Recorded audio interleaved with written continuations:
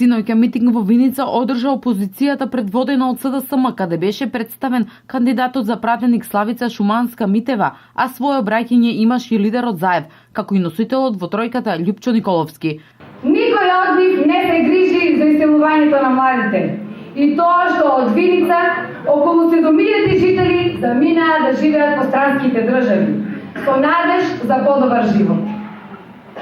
Груевски вели дека отвараат нови работни места, дека невработеноста се намалила. Каква лага, каква голема лага е тоа!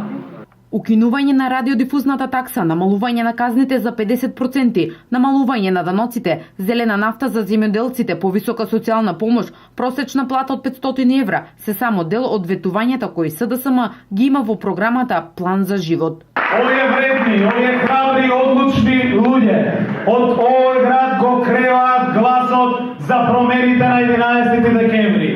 Овие луѓе повеќе живот за раздавање немаат. Ние овде повеќе грешка и право на грешка немаме.